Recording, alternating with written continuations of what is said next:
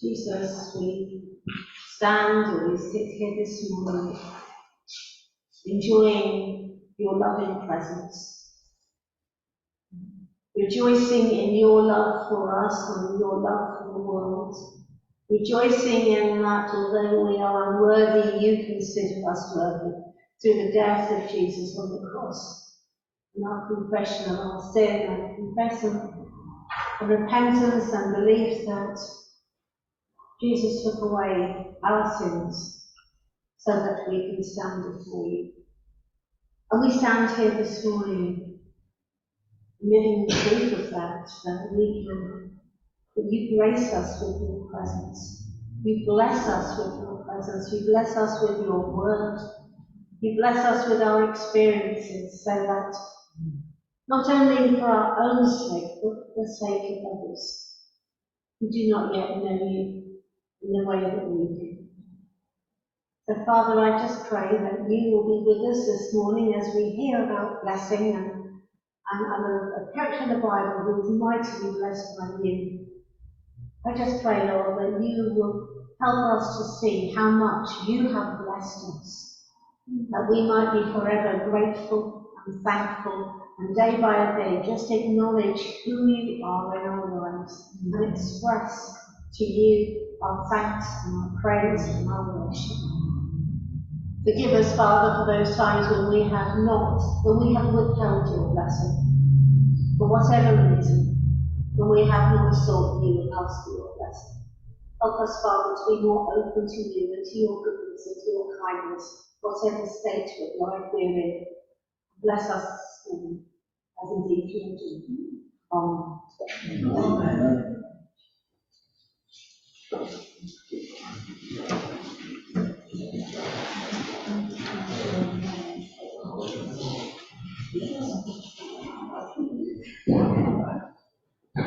Blessing is such a common word in our Christian experience, in our Christian vocabulary. It's there all the time. People bless us, we bless God in prayer, we bless people with our prayers. We're talking about blessing a lot of the time. We pray for it for ourselves and for others. And we read in the Bible, don't we, about God's blessing.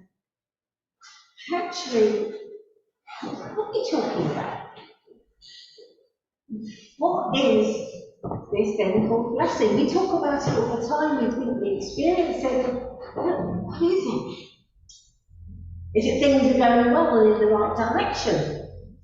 Is it being prosperous, health, wealth, and whatever else might be? Is it God's favour?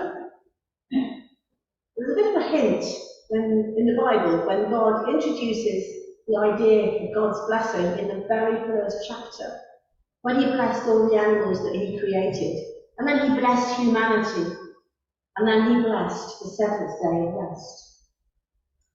There's a Bible teacher called Philip Little, and he defines blessing in this way, and it's interesting. Blessing is God giving power to something or somebody to do that which they are designed or intended to do. Interesting. In the story of creation, the creatures were told to fill the earth and multiply. So God gave them his blessing, his power to do it. Human beings were also supposed to multiply numerically, but also to take care of the rest of creation. And God gave them the power to do that too.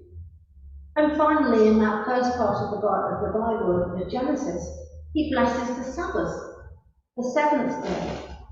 He blesses it and he makes it holy as he is holy.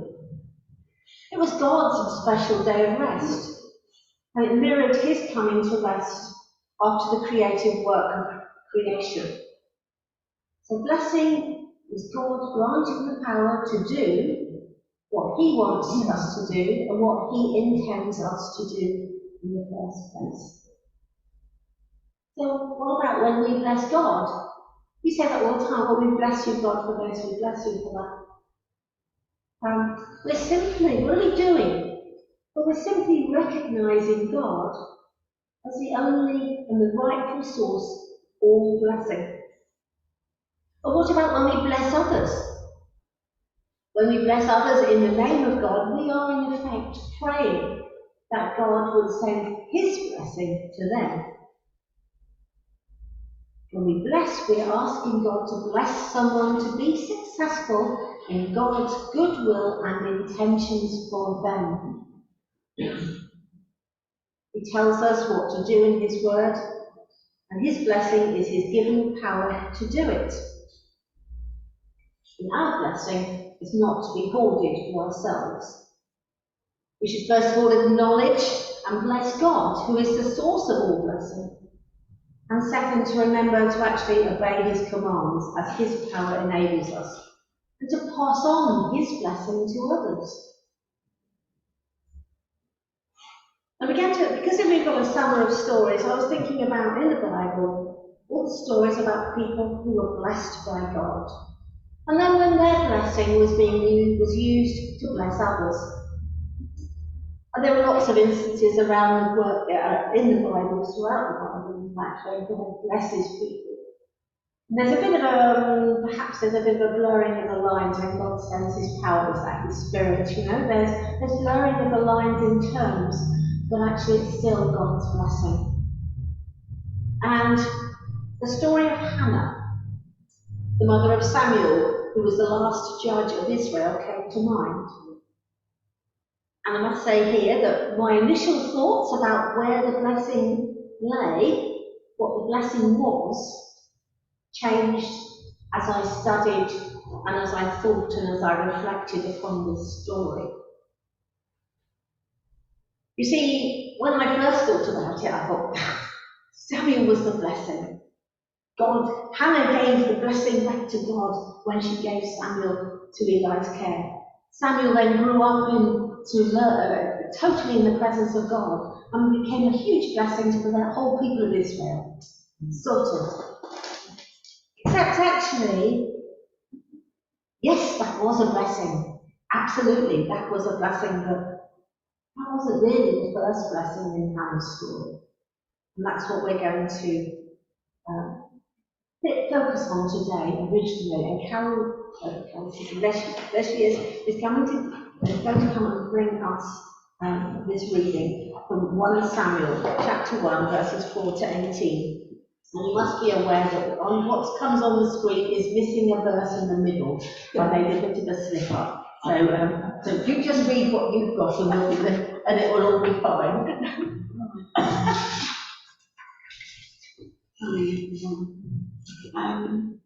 This is a reading. It's 1 Samuel, chapter 1, verses 4 to 18.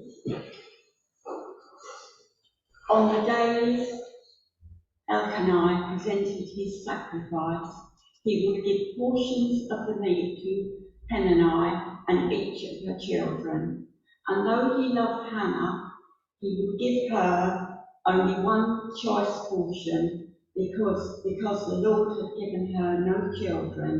So Peninnah would taunt Hannah and make fun of her, because the Lord had kept her from having children.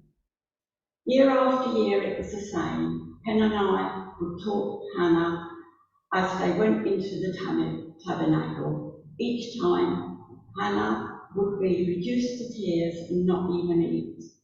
"Why are you crying, Hannah?" Elkanah would ask. "Why aren't you eating? Why be downhearted because you have no children? You have me. Isn't that better than having 10 sons?" Once after the sacrificial meal of Shiloh, Anna got up and went to pray. Anna was in deep anguish, crying bitterly as she prayed to the Lord. And she made this vow: "O Lord of heaven's armies, if you will look upon my sorrow and answer my prayer and give me a son, then I will give him back to you. He will be yours for his entire life. And as a sign that he has been dedicated to the Lord, his hair will never be cut." As she was praying to the Lord, Eli watched her. Seeing her lips moving, but hearing no sound, he thought that she had been drinking. Must you come here drunk, he demanded. Throw away your wine. Oh no, sir, she replied. I haven't been drinking wine or anything stronger, but I am very discouraged, and I was pouring my heart out to the Lord. Don't think I am a wicked woman, for I have been praying out of great anguish and sorrow. In that case, Eli said, go in peace. May the God of Israel grant the request you have asked him. Thank you, sir, she exclaimed. Then she went back and began to eat again and was no longer sad.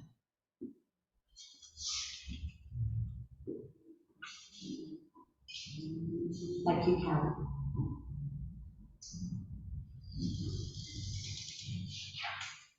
I hope, like you, I hope, like me, you were deeply moved by that first part of the story. Empathy that we felt for Hannah and her situation and her deep, deep anguish. You see, childlessness had reduced Hannah to tears. It was seen in those days this is before the reign of King David. We're talking 3,000-4,000 years ago. Obviously, childlessness was seen as being a punishment in those days, and for many, many years followed. And if a woman didn't have children, then she was derided, she was mocked, she was scorned, she was less than all the other women who had children. And as she looked around, she would see the fruit of other people's wombs, and she had none. She felt that she was nothing like the other women that she could see around her. She felt that she had less than others, and perhaps she also felt despised by others because they had something that she had not. And it tells us in verse 7 that there were years and years of this. Her husband, Elkanah, had 2 wives, Hannah and Peninnah. Peninnah had children, but Hannah didn't. And it seems that Peninnah didn't fail to mention the fact whenever she could. Didn't fail to, get under Hannah's skin. Didn't fail to really rile her about it. Didn't fail to belittle. Didn't feel, would belittle her. Peninnah didn't sound to be a great person to be sharing a home with. It would have made your home a very, very unhappy place. Peninnah was actually quite brutal with Hannah, wasn't she? Those mind games that she played. And not surprisingly, poor Hannah was tearful and miserable and despondent. She was locked in a downward spiral of grief, despondency, low self-worth, and loneliness in her home. For years, she appears to have gone through the motions of worship at the tabernacle, but actually, each time she went as a devout Jew, each visit only emphasized her childless state, but a single choice offering given to her by her husband, because Peninnah had lots of choice offerings, one for each child, and herself, Hannah, had one because she had no children. So even when she goes to pray and to offer sacrifice, her lot is sort of shoved there in her face. Even if she's managed to forget about it for a while, it's there every year, year on year. Her husband loved her and he reassured her that it wasn't enough. I wondered why. And he seemed to lack the understanding of why Hannah was so despondent. So that's the start, that real heart-wrenching part of the story. But it doesn't end there, does it? It doesn't end there. It ends with God's blessing. It ends with God's blessing. You see, once after a sacrificial meal at Shiloh, Hannah got up and deliberately and went to pray. After failing to find answers within herself or around her, perhaps Hannah was finally driven in desperation, like so often we are, to look up to God. She looked around, she looked within, but for years she didn't think to look up. How wonderful is that? But finally, at some point, she remembered to look up. She was despondent, she was grief-stricken, but something within her made her look up. She finally looked up to heaven. And instead of pouring out her heart to her spouse, who obviously didn't understand, her friends who perhaps they sympathised but didn't want to be tied with the same bush, and the priest, how could the priest know? They could no way understand her. But Hannah poured out her heart this time to the Lord, the one who did know, the one who could understand, the one who could do something about it. So deliberately leaving the feast, she sought the Lord in prayer. She went to pray. And while she was there, this time of prayer and anguish, she opened her heart, or God opened her heart, to the possibility that He, God, could help. Of course she cried. She cried and she cried and she cried in great anguish, but eventually, within that crying, her prayers began to take over. She prayed and she wept. And she wept and she prayed more fervently. And I think she's likely to have discovered that weeping on its own is painful. Weeping and praying allows hoping. When you eventually can pray more than you weep, then that's the most helpful thing, isn't it?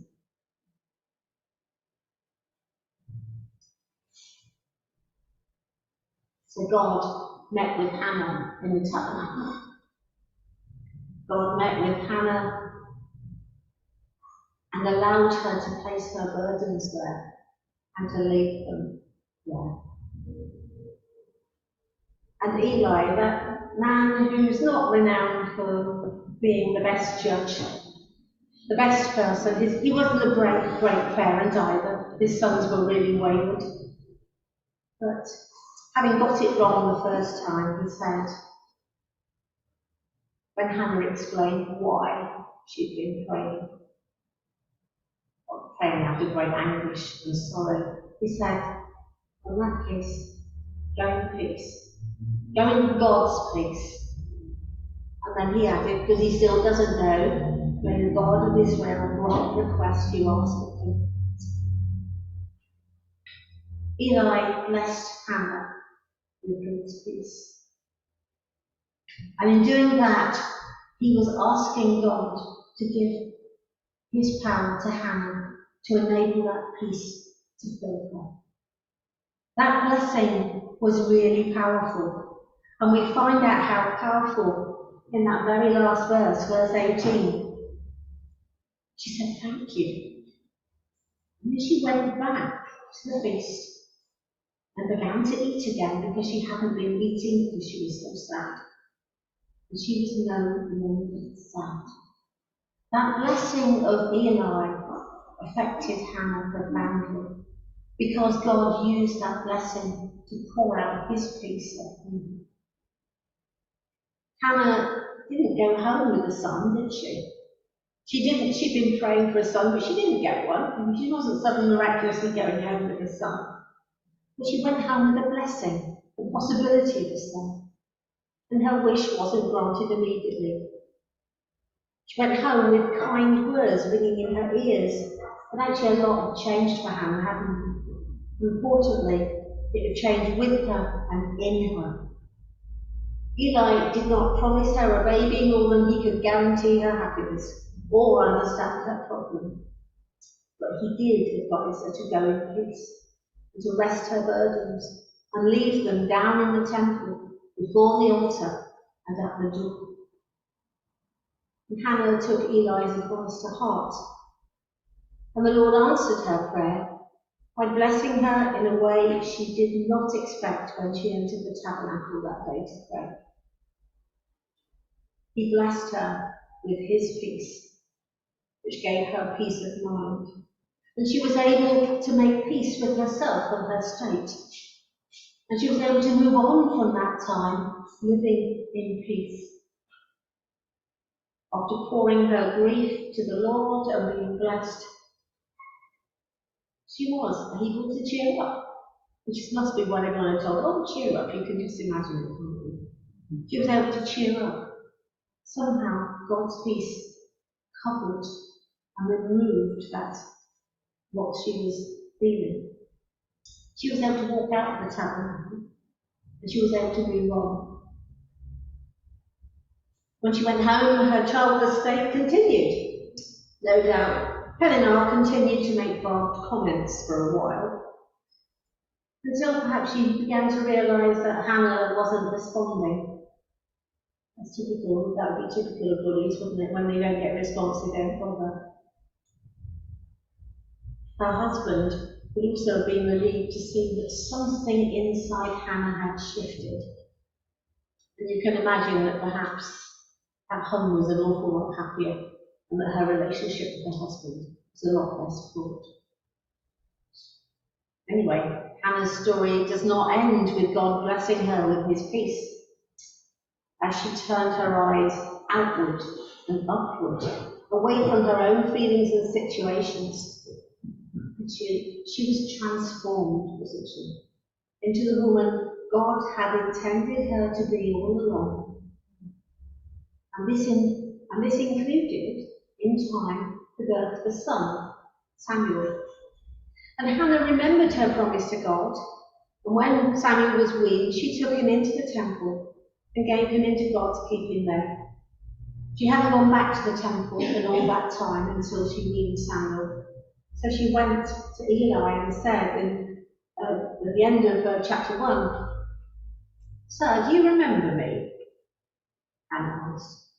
"I'm the very woman who stood here several years ago, praying to the Lord. I asked the Lord to give me this boy, and he has granted my request. Now I am giving him to the Lord, and he will belong to the Lord his whole life." And they worshipped the Lord there. There is then what follows in chapter 2, a great song of praise, a hymn of praise from Hannah, which is picked up by Mary, mother of Jesus, so many years later. And part of it, Hannah is able to say she's giving back that which she most earnestly desired, that which the lack of which had given her pain for so long. But recognising that her child was God's gift, she gave everything back to God. Everything that she could, things that meant the most to her, and that was her son. And she remembered her promise to God. And she said, "My heart rejoices in the Lord. The Lord has made me strong. I can do this through God and his promise and his blessing. Now I have an answer for my enemies, those who would discourage and scorn me. I rejoice because you rescued me. You rescued me from my situation. You rescued me from myself. No one is holy like the Lord. There is none beside you. There is no rock like our God." And then later on we learn a little bit more about the boy Samuel. But Samuel, though he was only a boy, served the Lord. He wore a linen garment like that of a priest. Each year his mother made a small coat for him and brought it to him when she came with her husband for the sacrifice. And before they returned home, Eli would bless Elkanah and his wife and say, "May the Lord give you other children to take the place of this one she gave to the Lord." And the Lord blessed Hannah, and she conceived and gave birth to 3 sons and 2 daughters. Meanwhile, Samuel grew up in the presence of the Lord. At the end of chapter 3, as Samuel grew up, the Lord was with him, and everything Samuel said proved to be reliable. And all Israel, from Dan in the north to Beersheba in the south, knew that Samuel was confirmed as a prophet of the Lord. And the Lord continued to appear at Shiloh and gave messages to Samuel there at the tabernacle. Out of God's blessing, further blessings flowed. Hannah, as we heard, went on to have further children, as each year Eli asked for God's blessing upon her and Elkanah. Samuel's life itself was God's gift, and in return it was given back, generously given back to God. And the effect of that gift, the birth of Samuel and the return of the gift, was far-reaching. Samuel grew up in the knowledge and presence of God, becoming the last judge in Israel. The Lord called to Samuel, spoke to him, and revealed to him things of God, things concerning others and things about his future. In the midst of a corrupt system, overseen by Eli and his sons, Samuel was a shining light and a ray of hope. He showed that faithfulness, service, and revelation were still possible in the darkest days. That story of Hannah shows us that blessing someone in God's name is powerful, and that blessing changes lives.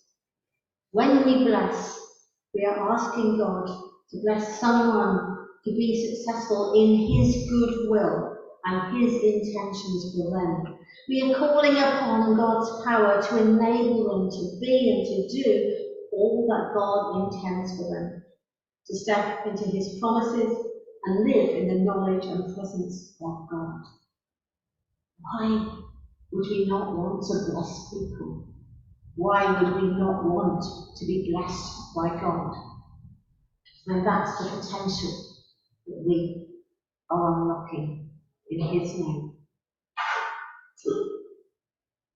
I hope that as you think about it, that you go away and think about the power of blessing. God's blessing on us, the blessing that other people give to us, the blessings that we give to others. That you will really take hold of the fact that blessing isn't a platitude. It's not just, oh, bless you, thank you, that's lovely. Actually, when we bless, when we're being blessed with, is being called upon, is so much more. We are asking God to bless this person with his presence, to strengthen that person, to enable that person to live in his love, in his will, and his ways, and his place. Blessing someone is so much more than a platitude. So,